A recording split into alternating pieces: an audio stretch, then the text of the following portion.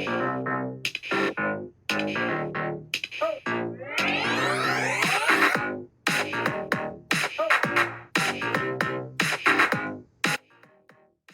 there, beautiful souls. I'm Colynn Hlokoff. And I'm Meridee Hlokoff. And welcome to Spiritual Sisters of Sass, the podcast where two sisters with a passion for spirituality and a touch of sass come together to explore the exciting world of self-improvement. That's right, Colynn. We embarked on this incredible journey together, diving into different self-improvement techniques, yoga practices, and a whole array of life experiences. Yeah, and through it all, we've managed to create lives that are abundant, happy, and constantly evolving. It's been a wild ride, hasn't it, Meridee? You bet, sis. We've got two very different perspectives on life, but that's what makes this podcast so special. I'm all about diving in head first into life's adventures and embracing every challenge with a bit of sass. While Colynn here, she's got her own unique approach. Yep, that's me. And I'm all about the yoga, mindfulness, and finding my zen. And together we make the perfect balance. So whether you're looking for some wisdom, a few laughs, or just some heartfelt stories, you're in the right place. We're here to share our personal experiences and insights with you, all while exploring the wild and diverse world of self-improvement. So grab your headphones and get ready for a fantastic journey with us. Spiritual Sisters with Sass is here to uplift, inspire, and keep it real. Thanks for tuning in, lovely listeners. Let's dive in. Spirit and sass. Here we go.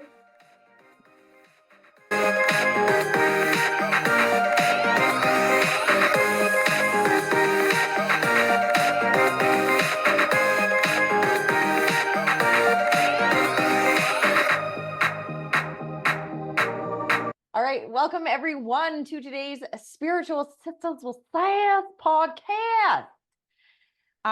Today we are talking about financial wellness. We thought this would be a really great follow-up to our conversation about whether money is toxic for you or not.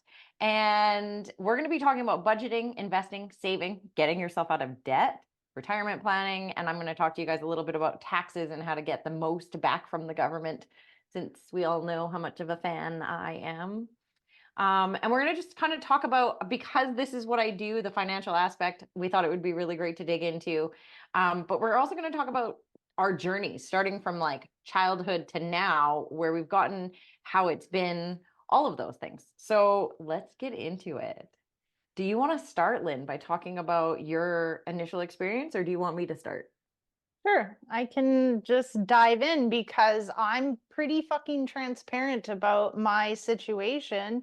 And I've been transparent for a long time about the highs and the lows, and I'm currently just like coming out of a low. And it's so funny to review all of these things with you because it's like, goddamn, it's so easy to tell everybody to do these things. And yet I haven't been doing them, which is why I have put myself in a place once again where I'm like, here we fucking go. I'm either gonna sink or swim. We'll see what happens. I feel like sometimes we need to get to that place though, because it pulls you out of that comfort zone. This is where you end up if you sit in your comfort zone. This is also where you end up if you do the fucking work. That's true. Right? Yeah. I feel like I've been uncomfortable for years now. I have not fallen too comfortable. There's places I'm falling comfortable that even my coach called me out on yesterday, something so stupid that I'd be like, I don't want to do that. That seems like too much work. And he's like, which is why you need to do it. Congratulations. You hired me for a reason and now you're getting uncomfortable. And I was like, But what do we want? What is the outcome that we want? And how do you head towards that? So tell us about what it was like when you were a kid. And let's talk about our job at McDonald's and the financial side of that between the two of us, because there's always been a really interesting dynamic there as well. So go ahead, you get started with that one. All right. So financially, my experience of being a child, I mean, I have these stories in my head of like being on welfare and being like poor and kind of like trailer trash, even though apparently never were on welfare, never lived in a trailer. Like Shameless Not is a that, trigger for you because it feels like our childhood, and yet for me it's not. So it's really interesting the dynamic there as well. yeah. And I do remember being like very low income and remember thinking that my grandparents were so well off, Rich. Yeah. which I found out is also not true. They just had more money than our parents did.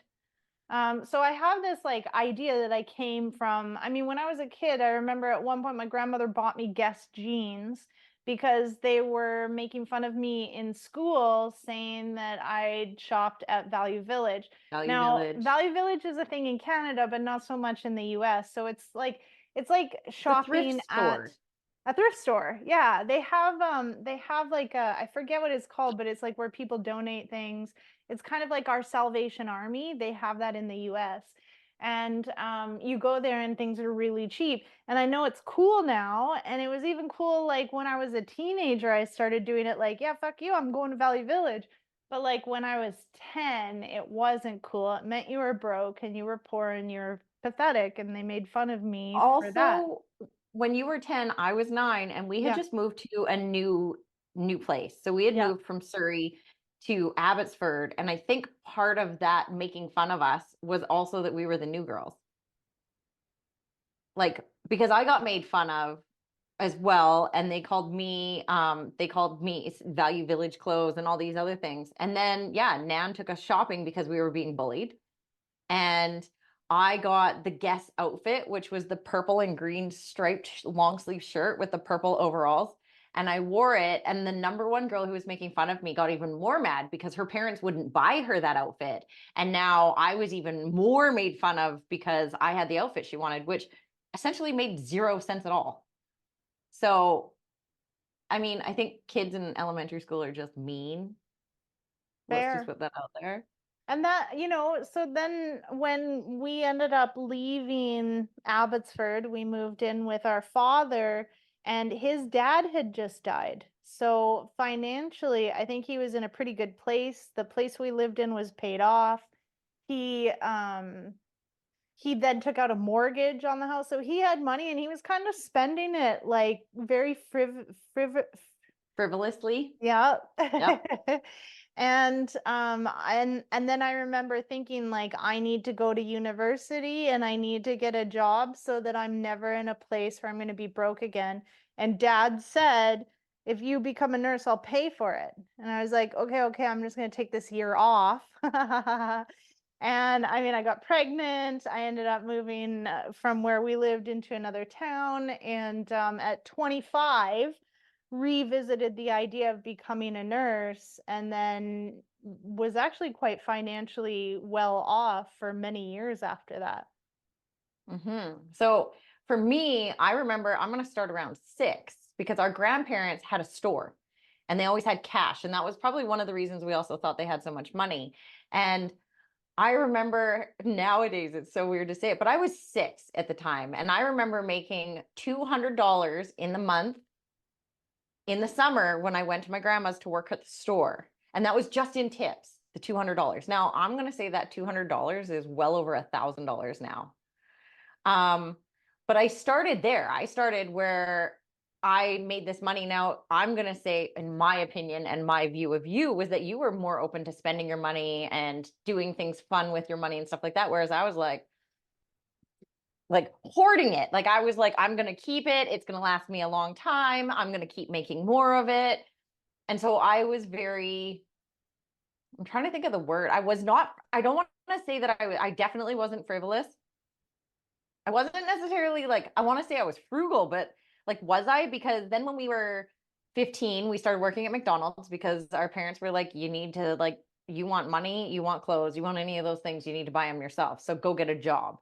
And I remember being broke. And like, we talked about this recently about the fact that like when there was food in the house, we used to be like, oh my God, there's so much food. But really, we just had an abundance of shit food. So we had an abundance of noodles or we had an abundance of macaroni and cheese. And to us, that was like a really big deal. But I also don't associate, I remember being broke, but I never associated us as dirty trailer trash or bad trailer trash or any of those things. That being said, at 15, we went and got this job at McDonald's. And I want to say you made more money than me and worked more than me. And yet you still never had any money. I had a car. And you had a gas card, didn't you? And yet somehow mom got mad at us for spending too much and I ended up paying for all the gas. Do you remember that? No. The face tells me you don't remember that. I remember spending, we can talk to dad about this because I remember being like, I was the one who paid for all these extra things. So I'd pay for us to go get lunch. I'd pay for the gas so that we could do whatever. Like, I remember paying some of this extra because you just were like, foo, foo, foo, foo, money, money, money, money, bye. And I was more like, I'm going to hold on to it and I'm going to take care of it and stuff like that. And then I got married, and my ex-husband even said, Dad used to talk to my ex-husband at the time, and when we got into fights, we lived on my dad's property in his cabin. So, and yes, we paid rent, but we lived on his property. So when we would get into a fight, he would go to dad and, like sit there and start bitching. And my dad was like, can you say one good thing about her? He's like, the one thing I have to say is when you fight about someone, as long as you can say one good thing about her, then you're still in love and you'll be okay. You'll work it out. And every single time, my ex-husband's answer was, I always have money in the bank. There's always money in the bank. I never have to like wait till next paycheck because there's always money in the bank. So when him and I got together, he was a mess. He didn't have a budget. He didn't know how to budget. He was very like, he'd show up, say in Williams Lake, and he would take his friends out and spend $3,000 on a weekend of drinking on his buddies and then barely pay his Jeep payment and barely pay his motor or his dirt bike payment and all these things. And then when we moved in together, I was like, let me take the money because I'm really good with it. And I always had money, even though I was making minimum wage. And so I took over the financial side of our relationship. And when he wanted something, I'd be like, yeah, take this card and go pay for it kind of thing. And then we split up. And within a short period of time, he ended up going bankrupt because, again, he went back to, I didn't teach him anything. I just took over and did. So I have since then also taught my son. So now my son, who is just turned 22 years old, right before he turned 22 years old, had over $10,000 in his bank account, took him and his girlfriend on a really nice trip that cost him $5,000. The kid has not worked for almost 3 weeks. He still got money in the bank after not being on EI and paying his bills for 2 weeks with no income. He's doing all of the things right because of the conversations that we've had. And because he said to me, I never want to be in a situation like dad's in. And now, again, I'm not calling him down in any way when I'm saying these things. It's just that we learn different things from different experiences. And my son's experience is, I don't ever want to be broke. I don't ever want to have to suffer in that way. And he's always seen me be relatively abundant with money. And so, and of course, I have a business that has it's tax season for us. So and we talked about this previously, where I will come into a whole bunch of money and then do something to my house. So that year, it's always around this time of year that I'll be doing something fancy to my house to like make up for not doing it all year long. But then I'll also have money in the bank that carries me through till the next tax season. So my kids have always kind of seen this, and now they're both very like, we don't ever want to be broke, but they didn't realize how much work it took as well. So I actually sat down and taught my children, this is how you budget. This is how you save money. This is what you do. This is, my son needs to invest as well because he has a disability. So his disability tax credit allows him to invest money into an RDSP, which will then they match and add some. So for the previous years, he'd put $1,500 a year in, and they would give him $3,500. Why would you not go after the free money that the government's giving you? So I've taught them about the investing, about saving, about not putting themselves in too bad a debt. All of these different things that we're going to talk about today. So for me, I've definitely had a lot of lack. And I'm going to say, especially when I first left my husband and was trying to figure it out on my own, again, working minimum wage jobs, he did pay significant child support at that time, which between my child support, my child tax benefits, me working the shitty job that I worked, those things made it so we could get through, but we barely got by. And I've been good with money, which has allowed me to get to the place that I'm at now. And we talked about this today because Lynn went with me. We had to sign power of attorney papers. We had to sign medical papers for her to be able to take care of all the things, as well as being the executor of my will. So we actually had to, have that conversation about, okay, so what do you want me to do with your stuff when you pass away? What do you want me to do with the kids? What does the will say, basically? And so we had to have that conversation. Like, if you sell this, this, and this is how much money you'll have. If you, like, just laying it out there. And Lynn was like, wow, you've kind of got this like figured out a little bit. Like, because I'm in the financial side of business. This is what I do best. So budgeting. Now I've always been a budgeter, but Lynn actually taught me something about budgeting, which I now teach my clients that are like, I need to be on a budget because I just spend so much money. And that main key, you guys listen up, because this is a game changer. Take your spending money out in cash. Now, what do I mean by that? If your bills are automatic, even if they're not, set them up to be automatic online. The next step is going to be take out whatever you're going to spend on groceries, fuel, and anything that isn't online, and take it out, put it into envelopes for each thing. So if you know you're spending $1,000 a month on groceries, you need to take that $1,000 out, put it in an envelope that says groceries. I'm not even joking. This was Lynn who taught me this. I just am the budgeter, and I'm disciplined. So I knew what I could spend and what I couldn't. She would pull it out and put $1,000 into the groceries. She'd put 500 into the fuel. She would put, whatever else, coffee, fun, entertainment. She'd put a certain budget into that. So every single thing had its own amount. And if you ran out of cash in that envelope, that was it for the rest of the month. You didn't have extra. There was no going to the bank to get extra cash. I pulled out all that I had when I could, period. That allows you to not overspend, because if you're doing it through your bank card, you don't realize how quickly that shit adds up. Right. I went from being, at that time, we were young. I think I had like my part of the mortgage was like $80,000, which feels like nothing now. Like, I have a fucking credit card that almost has that limit on it. Just the other day, we're like, do you want $5,000 more credit? I'm like, okay. So I literally have a credit card that is like this massive fucking credit card. So I had that. And then, I had all these little bills. I owed my dad like $6,000. Like, I had so many different things, and I went full on cash budget, and I was able to bring myself completely to neutral, and then started saving. I was putting like $20 into a gift envelope, and we had kids, and the kids all had to go to friggin' birthday parties and take this and take that. And it was just like really conscientious of my money and the way that we spent it. And here was the envelope, and this is how much money we had in it. And sure, how are you we can going to have spend this, that? but if you have that, then you can't have that, like literally. And it brought me back to neutral, and then up into the pluses. It was also very helpful, like, there's some differences in being a business owner of the like this and income. paid your fucking $3,000 every 2 weeks. Yeah. A huge difference, because at least in 2 weeks I have 3,000 more and 3,000 more and 3,000 more.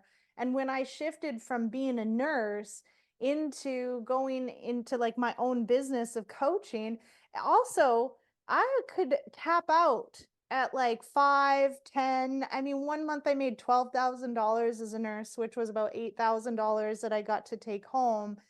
And that was awesome. But like, there's no fucking capping out as a business owner. I have had months that have been 60,000 plus, that it was like, how the fuck did that just happen?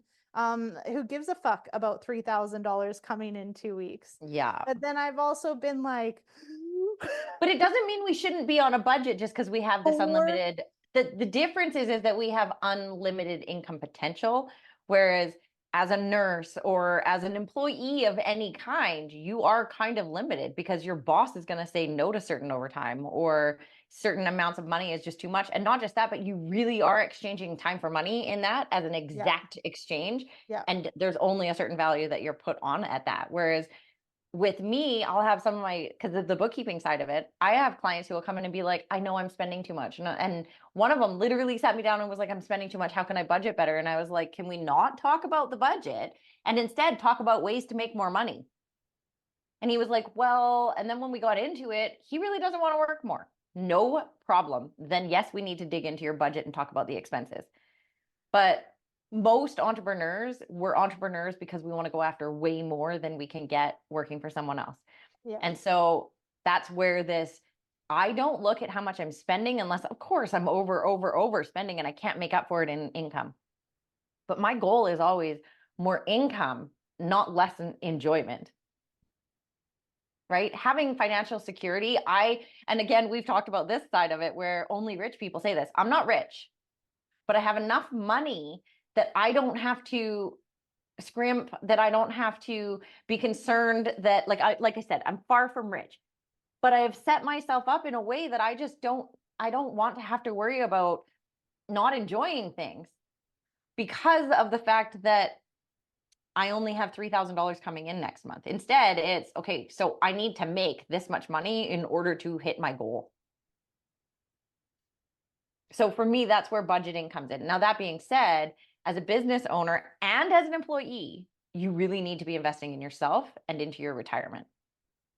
Regardless of the employee or employer pension, like a lot of people like you, Lynn, went in saying, I'm going to do this because it'll give me such a great pension when I'm older.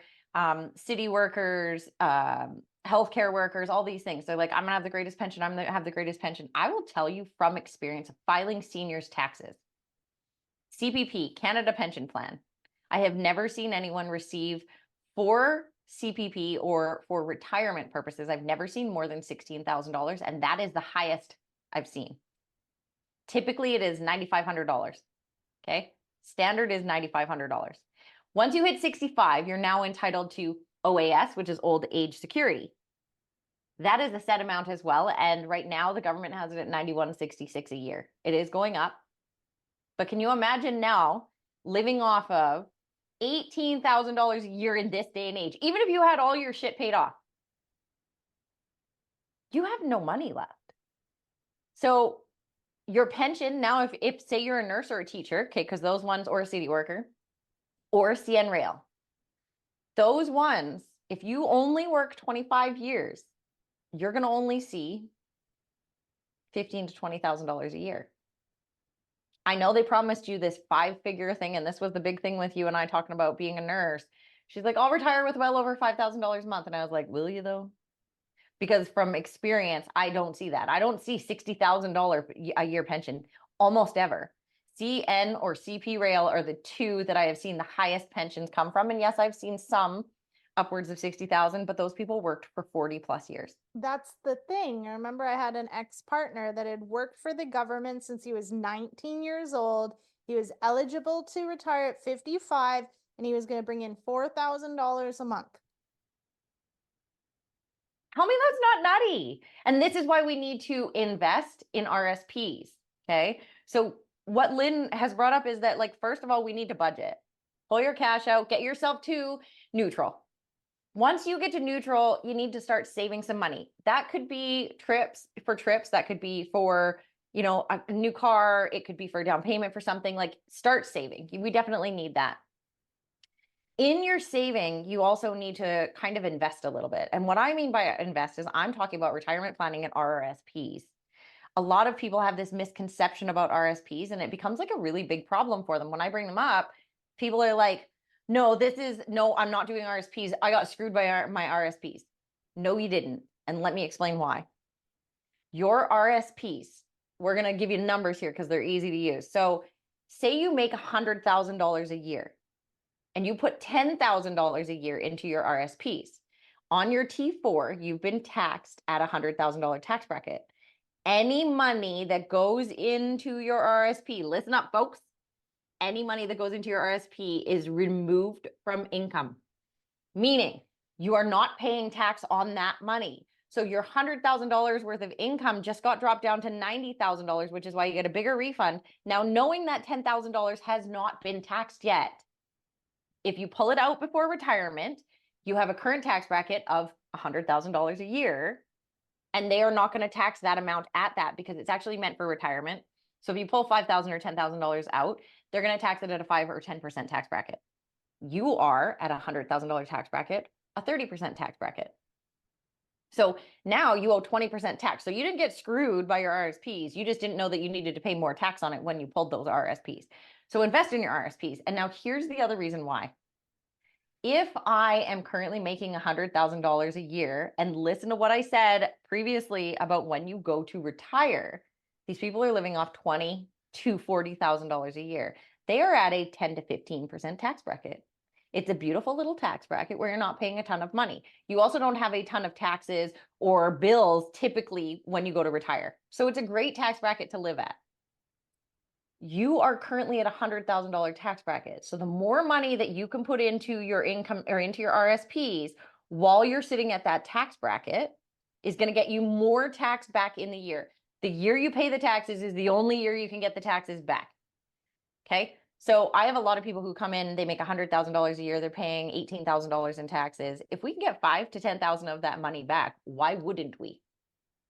That only way to do that is to invest in your RSPs. So put this money into your RSPs. Yes, it can be a savings account, sort of knowing that later on when you pull it out, you're going to pay your current tax bracket on it. But that this money you put into this RSP is for when you retire and you're only making 40,000 at a 15% tax bracket so that you can drop that tax bracket. Now, I'm generalizing the tax brackets because BC and federal don't align. They're like puzzle pieces. Same with Alberta. Each province has its own tax bracket, and then the federal has its tax bracket. And those tax brackets do not fit together perfectly. They always fit at different lines. So I'm just giving you guys a generalized idea of the percentages of taxes. So when you go searching this up, no, I'm not saying the right numbers. I'm giving you an idea. Okay. So putting into these RSPs is such a great idea right now because you're being taxed at such a high tax bracket and you will probably never be back at this tax bracket again. So get your money back now and put it more, then your tax refund is going to be even double. Take half of your tax refund, throw it into your RSP. That there alone is going to increase next year's tax refund, which is then going to give you this like slow, big increment into the life that you're saying you want. So these things are really important. Being in debt is an uncomfortable place to be. It's a really uncomfortable place to be. And it's a place where we'll then end up sitting in lack, which will bring more lack and more suffering and more debt.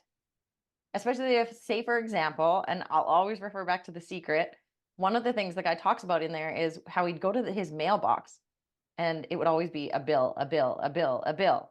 I don't even get anything in the mail anymore, like literally. But back when we got mail, I felt the same way. And then I was like, I'm going to get checks. I'm going to get checks. I'm going to get checks. These checks are just going to start coming. And they literally just started coming. You know, my grandmother would send me $100. This person would send me money. This thing happened. My dad sent me money. This was all before e-transfers and things like that. Okay. So this is like back in the day when money came through snail mail. But if you're dreading looking at your email because you know a bill is coming, now you're bringing more bills. Suddenly you're going to have unexpected bills coming in. All these things are going to start to happen. So it's about an abundant mindset. It's about knowing that there is more than enough in the world and that it will come around. The more you stress about it, the worse things get. The less you stress about it, the easier things get. I have literally just decided I have an abundant mindset. There's always more than enough that's going to come around. And yeah, I have also, tax season. So I always have that to look forward to. But what I've noticed about that tax season attitude is that if I have that tax season attitude all year round, there's more money. So those are going to be my tips and tricks on what to do with your money. But I highly recommend taking Lynn's advice on the cash in the envelope. It is going to get you to where you need to be in order to get to a better place. Because using your debit card, suddenly you're $50 over and you didn't notice. Now you're $200 over and you didn't notice. And now all of the money that you were trying to get ahead this month is gone. And then you keep doing that over and over. And guess where you end up? In the exact same place you're in or worse. And Do you have anything else you want to add to this? Yeah, I mean, I think you started talking about debt, and it's like it brings up the idea of like there's smart debt and there's not so smart debt. You know, we've been basically bred to think that you need to get married, you need to grow up, you need to get married, you need to have a kid, you need to have a house, you need to buy a car, and you need to have all these fucking things that tell you like your status. Really, what's happening is you're getting locked in. You've been indoctrinated into like, you need to go massively in debt to buy this house that does nothing but cost you money, right? There's this idea property is nothing but money in the bank, right? And the idea is like, yeah, all the properties that you're not living on.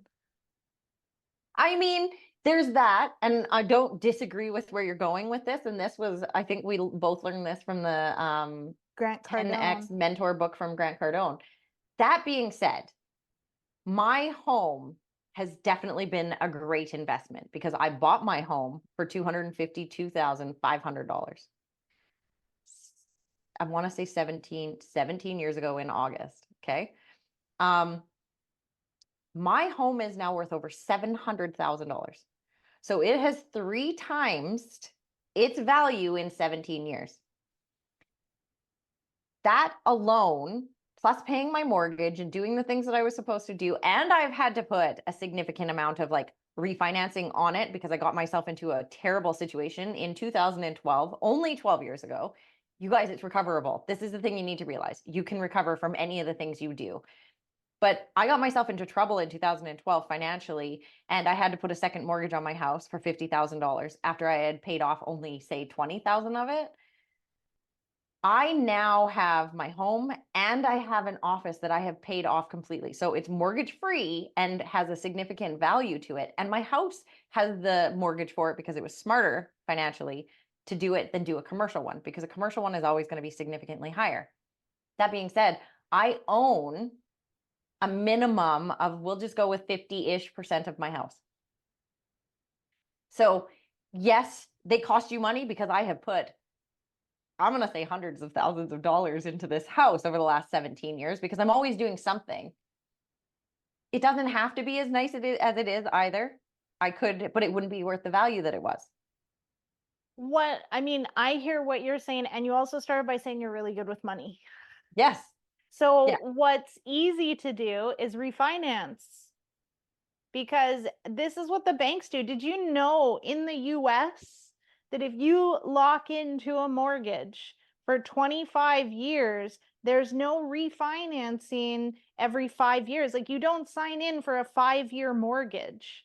And then in 5 years, you do a closed mortgage, and then you get that, with the closed mortgage, it was at 8%, and you pay 8%. And then in 5 years, you remortgage based on the new Current percentages. interest rate. That's not the way it goes in the States. If you sign up for 25 years at 2%, that's what you have, period. Wow. And I just found out that you don't have to have life insurance in order to get a mortgage.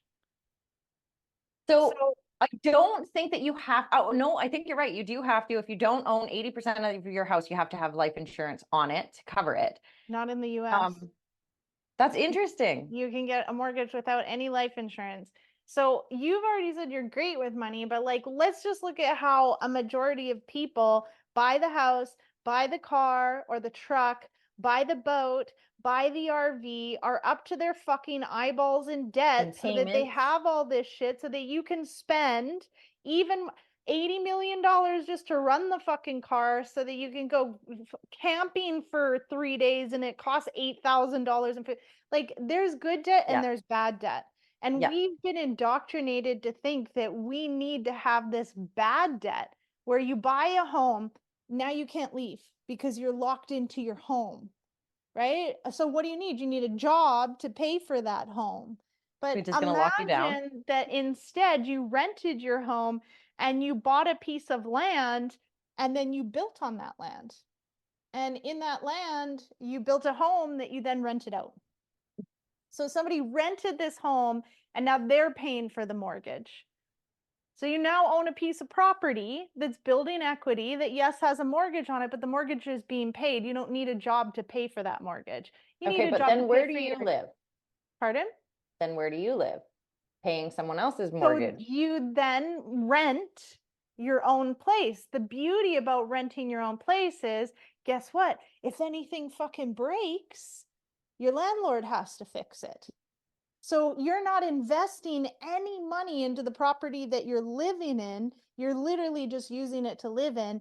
And you may own this lavish property, but the place that you live in maybe isn't as lavish. Example, I live in Costa Rica. I buy a condo at the beach.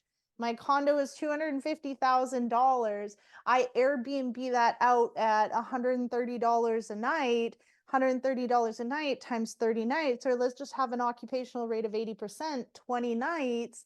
My mortgage is more than paid, and I'm actually making money that's paying for my rent for me to live in the city at $600 a month. Right? So now I'm able to support myself, not even having a job, but by owning property that I might even have a mortgage on. Now do that a couple Okay. times. Right? That's good debt. Having a brand new fucking Chevy just so that you have a brand new Chevy. I mean, I don't disagree with you there, especially in the sense I've always, though, also, Dad used to say to us, like, just have an old car, fix it. Well, I'm not mechanically inclined and I don't like Fair. getting dirty. And it's Okay. fucking expensive So, here to have a mechanic that just rips you off. yes. And so, what I've had as an attitude as I've grown up is I either am going to have a payment or a repair bill. It's one or the other. So, even if my repair bill is $3,000 at the end of 6 months, say, I have now paid $500 a month for that vehicle to be repaired. Well, my payments back then used to be around that. So as a business owner, it makes far more sense to me for me to have payments because I actually get to write that vehicle off. If you work for someone and have payments on a vehicle, it doesn't really make much sense. So I'm seeing where you're coming from is the majority of people do have jobs and work for other people. They don't own their own businesses. They're not seeing the benefit. So that part of it, I totally understand. And It's just I like, don't look at your disagree. debt. Like, what kind of debt do you have? When my, $80 million credit card is maxed out and I'm paying 29% interest on that. So I'm literally, when my credit card's maxed out, I'm paying thousands of dollars a month only on interest. I'm not even Yeah. fucking touching the actual amount that I owe. So just Yeah. having that's bad debt. So be really aware of your debt and maybe go and speak to somebody so that they can set up a profile, not so that you can remortgage your house and now all that. It's like people think they have a reset. They're like, right on, 5-year refinance. Now I can pay off the rest of the Yes. truck, which means I can sell the truck, but you're still paying for it on your house, which if you look at a mortgage, right, at, let's just say, now $680 for a mortgage is like not ever going to No, happen. my mortgage payment is $3,200 up from $1,800 because I'm on a variable rate. Okay, well then let's look at that. So $3,200 a month, how much is paying off principal? Oh God. So I just last year alone, because of course I write off 53% of my mortgage interest as a business expense Fair. because it purchased. So see you guys why the business aspect of it also, there's so many benefits to it. So I write off 53%, I think, of my mortgage. But do you know that last year alone in 2023, I paid $29,000 in interest only. Less than $6,000 paid off the principal. And here's the catch, you guys. I'm set up for a monthly payment of $1,800 that, yes, the interest has gone up on. And so I take that. Now, one of the smartest things you can do if you're going to do this as well, here's another little tidbit of information on how to get ahead. If you have a mortgage, when you set up your 5-year mortgage, you set it up for a monthly payment, okay? Set it up for monthly. And then what you do is you pay it weekly because you're prepaying it, which means there's less interest owing on it. Not only that, but I have mine upped by 20%. So whatever my mortgage payment was, $1,800, I upped it by 20%, which was $2,200. But it's broken up into the months. So more heads towards my principal than towards my interest. And yet I still only paid $6,000 towards my, I think it was actually a little bit more than that towards my principal, and I paid 29,000, almost $30,000 in interest. So I see what you're saying in that aspect, 1,000%. Paying 40% interest. I know it's not that, it's 7% over 35 years, but I broke down, money that I borrowed and I looked at it and 40% of it was going to interest. So Yeah, I'm no, paying it's usually 40 about that or fucking more. percent interest. Yet if I borrow money to buy a property and then someone else is paying that, I'm not paying anything. Yeah. Right? But Yeah. if I live in the house, I have to pay for it. So I'm Yeah. paying 40% interest to live in the house that I live in, whereas I could pay rent and that covers me for literally I mean, everything. we're not talking about the appreciation of your home either, like where it's gaining value. Now, if you just sit there and do nothing to it, it ain't gaining no value. It is sitting probably at the exact same rate instead of gaining the asset that it could be. Um, I feel like, so there was an example, one of my clients and girlfriends, excuse me, came to me and said, have you ever sat down and figured out what like an average person pays in taxes between personal taxes, property taxes, city taxes, taxes we pay on top of everything? Do you know that I actually sat down and basically figured out a generalized number? And out of the income that you take home, if you make $75,000 to $100,000 a year, the generalized tax on that, including the taxes taken off right away, and then I went from what was left and then the tax you're paying. So the percentages, of course, are a little bit different because I'm not going from $100,000 paying, 30% income tax, paying 10% property tax, any of that stuff. I literally took the amounts that were left and figure out the percentages. In that, we're paying anywhere between 60 and 67% of your income straight to the government in taxes. Yep. Did you hear that? 60 to 67% is tax only. That right there just blew my fucking mind. I don't want to pay the government anymore. I don't want to keep paying all this money because now I'm paying GST, PST, property taxes, interest, tax on my income, and then I'm taxed on my taxed income already on all the other things. Like, are you guys fucking serious right now? No wonder none of us can fucking live because when you make 100,000, you really are only living off of 35 Right. to $40,000. Right. Now let's talk about men who have children who have to pay child support. I get it because I was the one who didn't really receive it. And yes, it needs to be paid, but I don't think it needs to be based on income. I think it needs to be based on the cost of raising a child. When I was raising my kids, it was about $1,000 a month to raise a kid. Now, $1,200 to $1,500 per kid. That includes their medical, that includes their food, that includes their clothing, and that's giving them a decent life. That includes, extracurricular, buying them things, like all the things. It should be half of that because both parents have to figure it out. That's my personal opinion of it. But I had a guy that we'll call him Kevin. We'll say it's the Kevin I was dating before.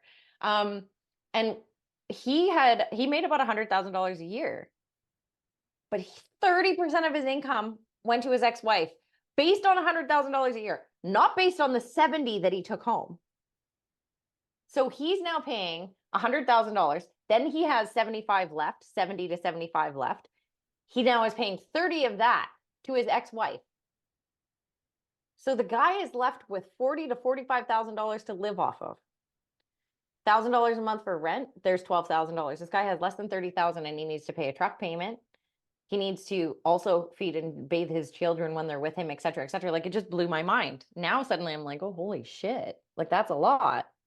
Another one of my friends, I did the calculations for him to pay alimony, child support, and she was taking home more money than he was. He made 170,000. He took home 62,000 and she was taking home 67 or something like that. It was like my mind was blown. I was like, this shit is out of control. I So think getting a it's a grasp on money really, is a big deal. yeah, good idea to take a look at like what you're buying into. Like, why Mhm. do you have to have the nice truck and why do you have to have the brand new boat and why are you doing some of the things that you're doing? Because it's time to start questioning. Like, we're set up.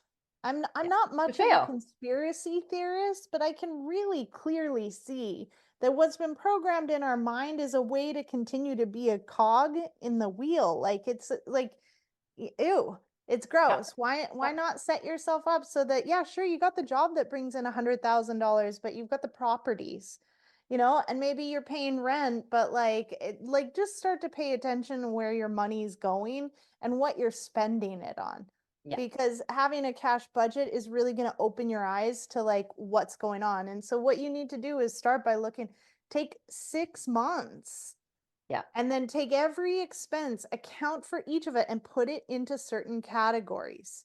Mm-hmm. Remember that you have your automatic payments that's going to come out automatically. So there's that.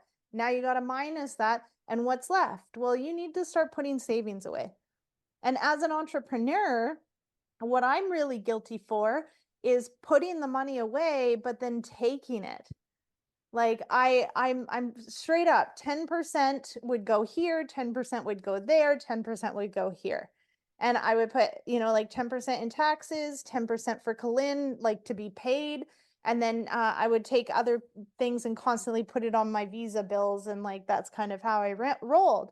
And then at the end of the year, it would be like, well, there's this much owed, so you could literally just take your entire income that you save 10% from each month, and I could just pay that whole thing off because it would be cheaper.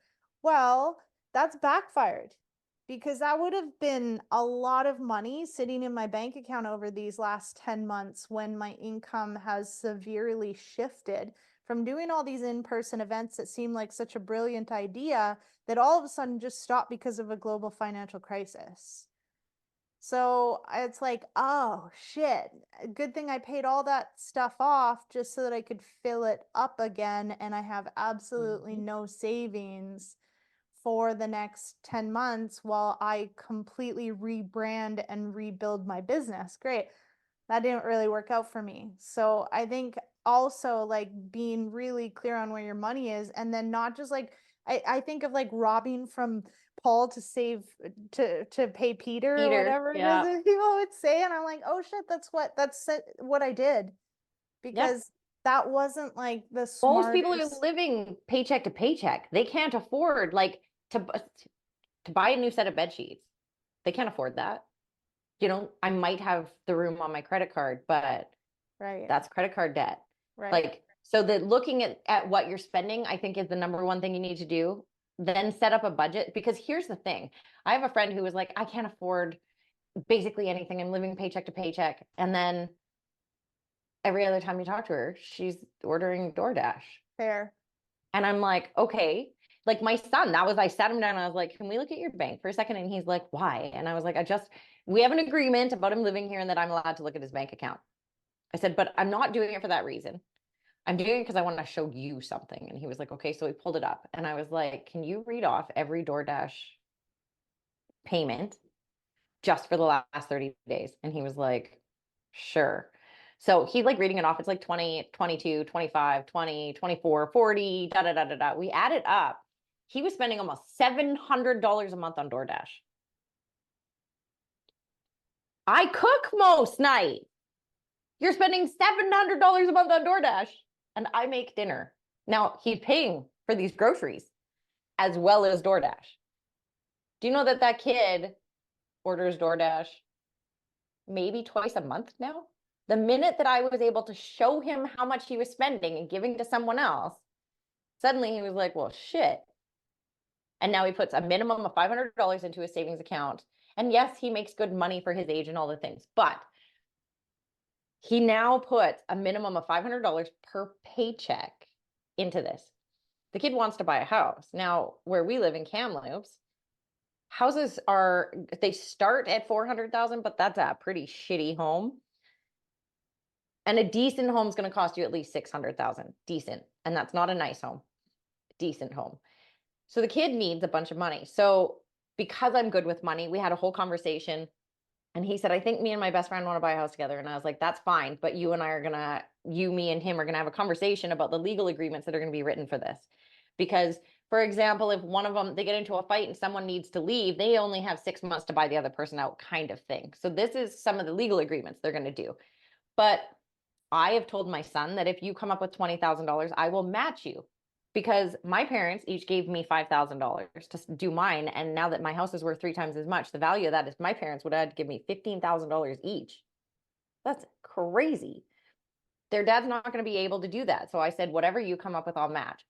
So that includes, because if you go to the bank and you have your line of credit, they're going to say, pay that off. So if he has $20,000 and that gets paid off, he's only got 10, I'm only matching you 10. So he came in the house and said, I want to buy a house this time next year. his best friend went to his mom and said, hey, mom number 2 said that she's going to match Caden. The amount of money that he saves for the house, would you do the same? And she was like, yeah, absolutely. So they both come up with the agreement. They want to save $20,000 each. And actually Caden came and talked to me because we talked about 20,000, anything more we need to have a conversation about. So he came to me and said, if I save 25, but I want to put the 5 into the house right away and put the 40 down, will you actually match me the extra 5? And I was like, if you can come up with that and pay off your $10,000 line of credit, yeah, I will definitely match you. So the other kid went to his mom and did the same thing. Now, what these 2 kids are going to do is live in this house and improve it for 2 to 3 years is their plan. And then they're going to take the equity that they built into this house out and take their 50% and go buy their own individual homes now and keep this one as a rental home. So they're going to start their lives off right at 22 years old. 23. Caden will be 23 when he starts this. I didn't buy my first house until I was 27. Days before my 27th birthday, I bought this house. So these kids are doing the right thing because they're going to live in it. They're going to put a suite in it so that either they're living top and bottom or they're living in one and renting out the other. And then they'll come together, pull their equity out of that house because you want to, this is the other thing, you need to be smart about things. So with these guys, they're going to pull their equity out of the house to get the down payment because you always want the mortgage on the rented home because the expense of the interest is an expense against the income tax that would be owing on it. Yeah. So your personal home that you live in, you want to have minimal mortgages on those and maximum mortgages on the rental homes. Yeah. Okay. Another little hint that I have for you guys. If you need some help with any of this income tax side of things, feel free to reach out because I am the queen of saving money when it comes to not paying the government. Please don't come get me. I just know some tricks. But yeah, so I feel like this is a good place for us to stop. I feel like if you guys are interested in more, feel free to look me up on Instagram, Happy Fit Mare. You can look up T&M Bookkeeping on Facebook or on Google, and we can do a consultation to discuss how this could help you or some other tricks like this that could make it so that life feels a little bit easier and a little less challenging in the situation that you're currently in. Sweet. Thanks for sharing, Mare. Yeah, thanks guys for joining us, and we will see you guys next week. Bye. Bye.